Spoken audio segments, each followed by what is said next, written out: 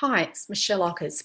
I wanted to take an opportunity to share a little of my presentation from the Learning Technologies UK conference, which was in February 2019.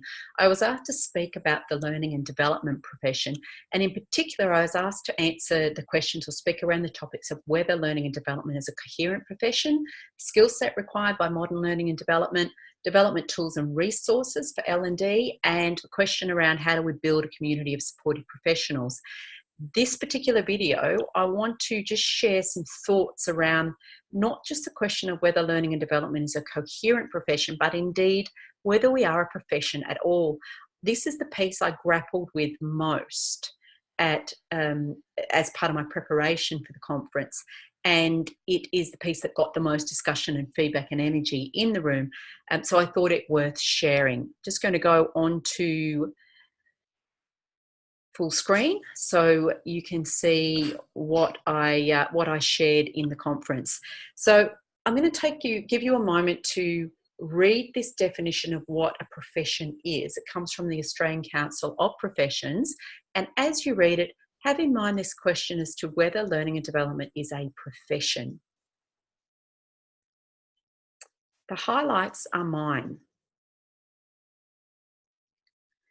Being a member of a profession, that is being a professional with a capital P, is generally seen as an indicator of integrity, of ethics, of trust, and of expertise. These are some of the things that go with being part of a profession. My view at the moment is that we're very divided as a profession, that it's very inconsistent from person to person as to whether we meet this definition. And this inconsistency means that we fall short of the whole body or the whole group of us really being a profession.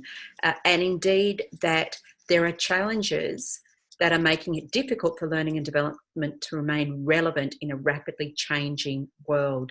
So it's a really tricky topic to discuss because there's such a broad range of people working in learning and development. And that as individuals, some of us do live up to the standards contained in this definition. And if you're one of those people, you will probably recognise some of the shortcomings across L&D practitioners as a whole. So let's talk about some of the evidence around this and this question of, are we a profession? The first aspect from the definition I'd like to pick up is that of ethical standards. And you see this tweet on the left-hand side from Shannon Tipton. It was tweeted out in January this year. It's something you've probably heard others echo in frustration. And it's about the fact that applying myths, things we know that have been debunked, applying these myths to the way we design learning interventions, learning environments in organisations can actually harm the people and the organisations that we're there to serve. Now, Donald Clark, who some of you may know from some of his online activity, he uses the term fossilised practice in a tweet on this topic around L&D mindset in early January. And such is his concern with the perpetuation of myths in learning and development and the damage that they do, that Clark Quinn actually felt compelled to tackle them in a book, Millennials, Goldfish and Other Training Misconceptions, which was published last year. Now, it's not the first book debunking myths in learning and development. He tackles learning styles, he tackles the myth that young people have limited attention spans, as well as others. It probably won't be the last book around learning myths and debunking learning myths. So while there's a lot of effort going into research and trying to dispel myths, there are too many people working in learning and development who are still applying debunked approaches rather than using the evidence. And there is a body of evidence, a body of learning derived from research, which continues to evolve and is getting better all the time. And I've just put on this slide some of the sources you can go to look at some of this research. Why do these myths then perpetuate in the face of such research? One of the challenges is that not enough of us keep up to date with the latest research. So this particular statistic, 34% of L&D staff keeping up with the latest research, comes from the most recent annual report from towards maturity, their annual health check report. You can see the URLs on the screen there for the transformation journey, their 2019 annual report, if you wanted to take a look at that. So too few of us are keeping up to date with the research is one of the challenges or problems. So another one of the criteria for a profession is that there are special knowledge and skills, there's education and training at a high level. Well, there is special knowledge and skills that go with designing and developing and supporting and sustaining learning effectively in organisations. There is education and training available. However, people who are from outside of learning and development sometimes don't recognise that there is a body of special knowledge and skills. Too often people think, well, I know how to learn. I learn all the time. I can do this learning stuff. I can move into a role in learning and development. And the barriers to entry to moving into a learning role in an organisation are actually very low. There's no qualification required to call yourself a learning and development practitioner. You don't have to do any sort of minimum standard of education or training. And even the minimum standards that some organisations call for in Australia, that say Certificate 4 is sometimes called for, really aren't that helpful compared to some of the education and training that's available at a higher level, or some of the specialist skills and knowledge that people can access independently through their own research skills, tracking stuff down on the internet, following the right people and learning from them about well-founded theory and practice for supporting learning at an individual and organisational level. And you see here a tweet. I asked a question recently about the number of people in learning and development with relevant qualifications and experience on Twitter. Now, no one was able to come back with any hard research, but the kind of anecdote here from Jane Hudson is pretty typical. I think most of us could relate to this. You know, someone coming into learning and development from another function and being told by management, well, you can do L&D as well, or you're good at operations, I'm sure you'll be able to pick up L&D. See, people are under the false impression that learning is straightforward because we all learn. But, you know, the fact that Cami Bean published this book, The Accidental Instructional Designer, that kind of alludes to the fact that many people just fall into learning roles. But, you know, to actually think, to look at the research, to apply an evidence base to your practice requires effort. John F. Kennedy commented on the discomfort of thought in his commencement address at Yale University in 1962. And, you know, since 1962, we've come a hell of a long way in understanding a lot more about thinking and cognition. There's now a lot of research, particularly from behavioural economics, explaining why people believe things in the face of contrary evidence. There are systematic flaws in our cognitive processes, and too often we take shortcuts. We look for intuitive appeal or for simple answers that reflect our observations rather than doing the hard yards with thinking.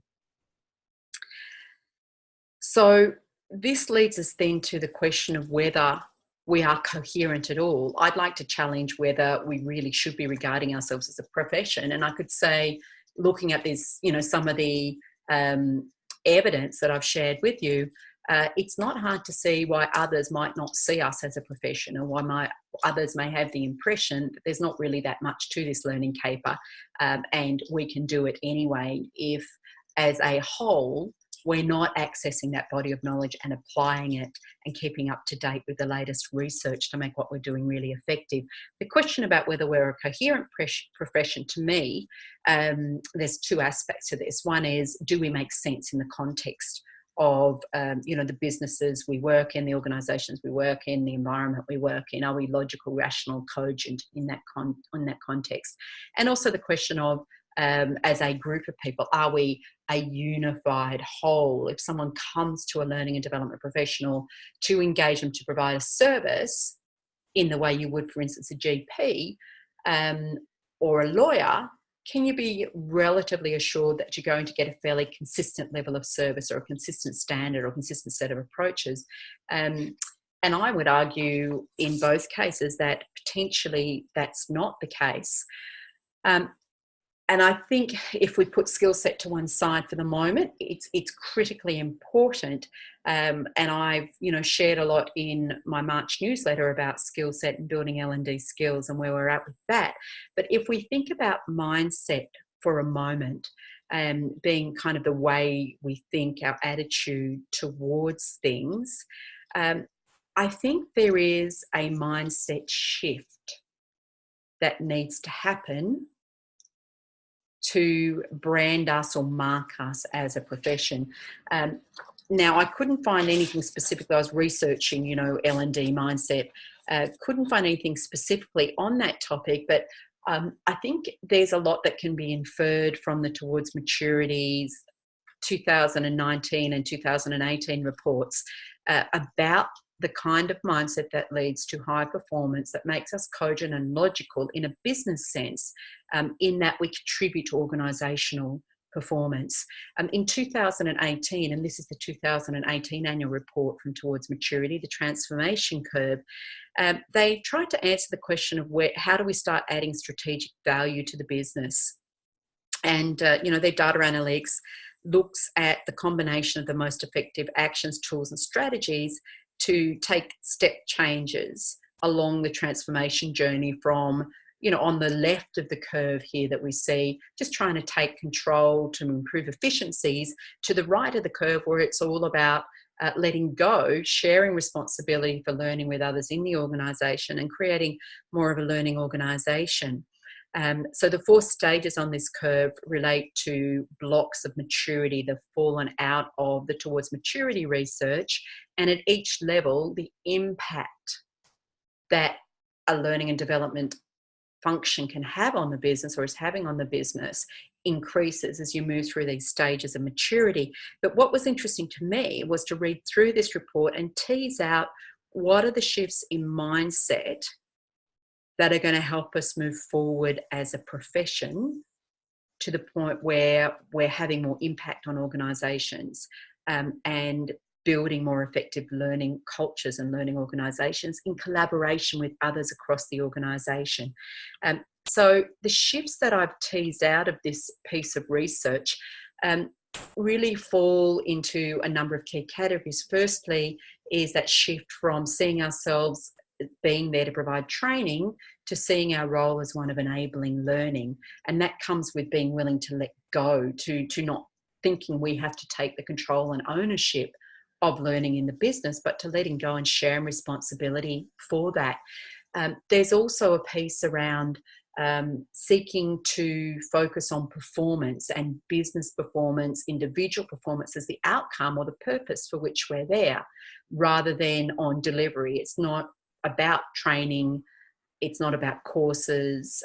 These are an important part of our tool set and the options of solutions we may choose to deploy in the business, but we must start with performance and understanding what's the performance impact we're trying to make as part of our mindset. Down the bottom, the second one from the bottom, is about the way we view individuals, the individuals in the organisation that we work with. Do we view them as recipients of our service, that service consisting of training, of courses, of resources, or do we view them as connected contributors where we engage them in defining, creating learning, as well as look for ways to simply connect them more effectively with each other or with the resources they need as they work. So we're a little more invisible in the whole equation, but we're there to help create an environment where they can be connected contributors. And then finally, and this is a really big one for us to step into, our confidence and courage as we try to make shifts, because we're trying to break other people's expectations and the traditional way they might have been used to engaging us to take orders and produce courses, produce resources, to having conversations with us about performance and being open to a broader range of ways of enabling learning to improve performance.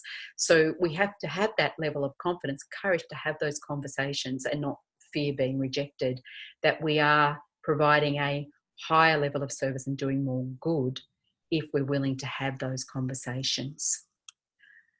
So I hope you found that of some interest. I am curious about what others think. I will be speaking at the AITD's National Conference in June on a similar topic, but with a slightly different twist around thriving in the profession in today's era. But always happy to have a conversation. You'll find me, of course, on Twitter at Michelle Ockers or on LinkedIn, Michelle Ockers.